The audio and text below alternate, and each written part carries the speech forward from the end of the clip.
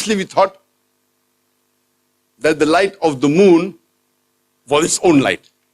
Recently, we came to know that the light of the moon is not its own light but Amadura scientistonni ifaan addeessaa ifaa mataa isaatii jaanii yaada turan.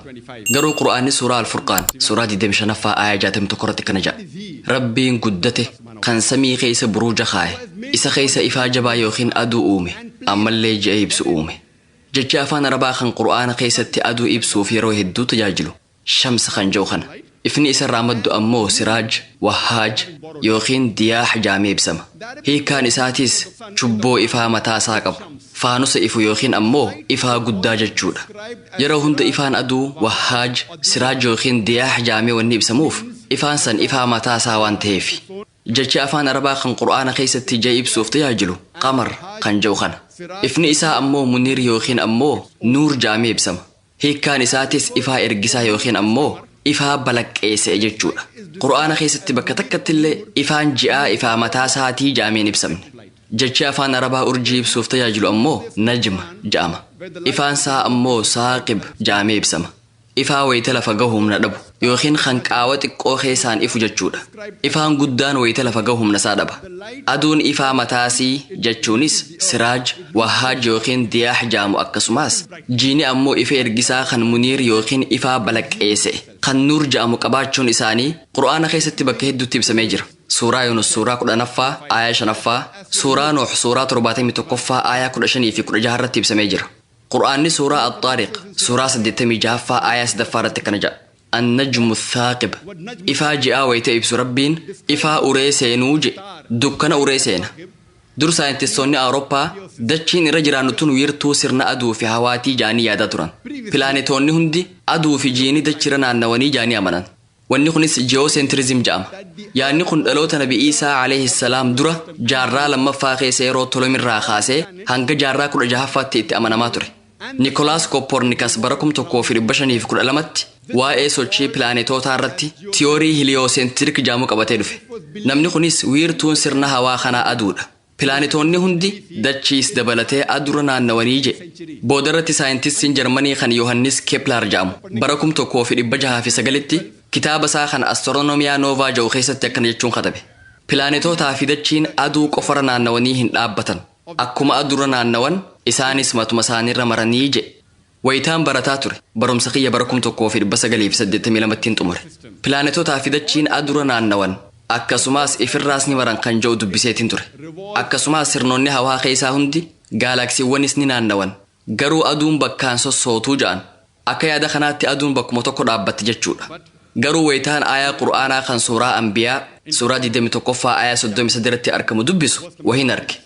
وهو الذي خلق الليل والنهار ربين إسا هلكني في قيا أومه والشمس والقمر إسا أدو في جأومه كل في فلك يسبحون هندنو فلك ساني خيس يا أنيجا خنافو قرآني أدو في جينينا أنه دانجنت فلك ساني راسني مرنجج شوران إبس جج أفان أربا إدو تنت إبسمه يسبحون خان جو خان جج أفان أربا خان صباحا جو الرادراري سونيس جج قامس الصهو إبسوف تجاجلو جج يصبحا جو خانا نما خرار ديما جرو فيو فيدمني نمني خون أكنا ما سبورتي دلقوت تقرق قلي ديما جر ججو أصون تاني نمني خون كجيلي ديما جر يوقين في جاجر ججولا نما بشان قيس جرو إبسو فيو فيدمني أمو سولولي آجر ججو أصون تاني دا خاجر ججولا حالو ملفقات ربي سبحانه وتعالى ججو مخانا ويتك آمن هوا قيس جران إبسو فيدم خانت wantoonni kunniin qilleensa keessa barrisaa jiran jechuu osoo hin taane daandii isaanirra naannawaa jiran jechuudha.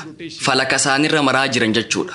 Kanaafuu akka Qur'aanaatti aduu fi jiini naanna'uudhaan cinatti falaka isaanirraas ni maran jechuudha. Arraantana saayinsiin aduunis ifira naannawaa jiraachuu sii beekuu danda'e. Qajeela ija keenyaan aduu laaluu hin dandeenyu. Namni qajeela aduu laala yoo jedhe ija ifii jaamsa. Meeshaa aduu ittiin laalan qabaatanii aduu ifitti dhiheessuu dandeessan taanaan mallattooleen garagaraa yookiin spots aduurra jiraachuu isaanii hubatuu ni dandeessan. Mallattoon aduurra jiru sun marsaa tokko naannawee fixuudhaaf guyyaa 25 itti fudhata. Kana jechuun aduun marsaa takka naanna'uudhaaf guyyaa 25 itti fudhata jechuudha. Yaadame wayita mana barumsaa turre sanitti aduun dhaabbattuudha. Hin sossootu jedhamnee barsiifamne. Qur'aanni ammoo waggaa 1400 dura aduun ni naannoyitii jedhe. Ammaan tana alhamdulillah manneen barumsaa hundi aduunis ni naannoyti yaada jedhu fudhatanii jiran. It's mentioned in the Quran. Suuraa Yaasiin suuraa 36ffaa aayaa 40ffaa irratti aduun ceetee ji'a dhaqqabdee ifaa irraa deemsisuu hin qabdu. Halkanis guyyaa duran dabru. Wakulluun fi falakin yasbahuun. Hundinuu falaka isaaniirra deemanii ja'a. Ammaan tana saayintistoonni orbitiin aduu fi ji'aa kan garagaraatii ja'an. Kanaafuu aduun ceetee ji'a dura bahuu hin dandeessu. Kun waan qur'aanni jedhe. Arraan tana saayinsiin akkanutti himutti. Aduun gara kallattii tokkoo kan soolaar apex jedhamuu imalaa jirti.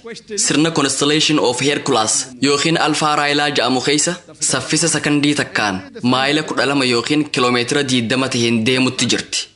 Arraan tana saayinsiin akkanutti himutti nuti ifa aduu argachuu kan dandeenye wal nyaatiinsa keemikaala waggoota biliyeenaan dura jalqaberraa arganne. Guyyaa tokko wal nyaatiinsi keemikaalaa kun ni dhaabbata. Kun ammoo ifaan aduu akka dhaamu taasisa. Kunis jireenyi dachii tanaa akka dhaabbatu godha. Saayintistoonni wanni kun mudatuuf ammaas waggoota biliyeena hedduu fudhataa ja'an. Qur'aanni dhaamsa wal fakkaataa suuraa Yaasiin suuraa 36ffaa aayaa 38 irratti akkana ja'a. Washamsu tajrii limustaqarrin lahaa. Aduun dandeetii rabbiitiin bakka sii gahuuf deemti. Jechi afaan Arabaa iddoo tanatti ibsame. Mustaqar kan jedhu kana. Jechi kun hiika lama qaba. Bakka murtaawaa yookiin yeroo murtaayaa jechuudha. Arraan tana saayinsiin aduun gara bakka murtaawaa tokkoo kan soolaar apex jedhamu imalaa jirti. Akkasumas yeroo murtaayaaf jiraattii jedhee nutti himutti jira. Kanaafuu hiikaan jecha mustaqarri jedhu. Lachuu akka saayinsiitti kan bakka murtaayaa fi yeroo murtaa'ee jedhuun sirriitti walitti gala. Yaada Qur'aanni waan kana waggaa 1400 dura ibse. Quran mentions this 1400 years ago. When I was in school, I had learned Wayita mana barumsaa turretti wantoota sadiitu jira jedhanii nu barsiisan. Jajjaboo, dhangala'oo fi gaasiidha. Amma dura saayinsiin hawaan sirna astiroonomiitiin ala jiru vaakiyuumiidha. Yoahuu wanni takka illee bakka san hin jiru jee amana. Boodarratti saayintistoonni hawaa sirna astiroonomiitiin ala jiru kana keessatti riqichoota argan. Kanaafuu vaakiyuumii yookiin duwwaa miti jechuudha. Waan kana ammoo pilaazmaa jedhanii yaaman. Wanni bifa akka gaasiitiin jiru kun aayiniiwwan poozitiivaa fi negatiiva tahan walqixaa qaba. Qur'aanni waan kana waggaa 1400 dura suuraa Al-Furqaan suuraa 25ffaa aayaa 59 irratti akkana jechuun ibse. Rabbiin isa samiiwwanii fi dachii akkasumas wantoota isaan jidduu jiru uume. Samii fi dachii jidduu waatu jira. Arraan tana saayinsiin pilaazmaan kun akka maatarii afuraffaatti lakkaa'amuu ni danda'a jechaa jira.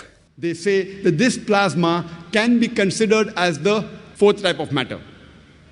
Today science also tells us Saayinsiin yeroo ammaa tana baqqaanni qilleensaa kun akka dhimbiibduutti tajaajilaa ja'a. Raadiyeeshinoota hamaa tahan kan hawaa keessaa gama dachii dhufan nurraa deebisaa ja'a. Ifaawwan hamoo tahan X-ray fi ultraviolet jedhaman akka dachii hin dhaqqabne taasisa. Kun ammoo wanni lubbuu qabu dachiirra kana ga'an jiraatu taasisa. Dhimbiibduun yookiin baqqaanni kun osoo jiraachuu baate lubbuun takkalleen dachii tanarra turuu hin dandeessu. Qur'aanni suuraa Al-Anbiyaa suuraa 21ffaa aayaa 32 irratti akkana ja'a.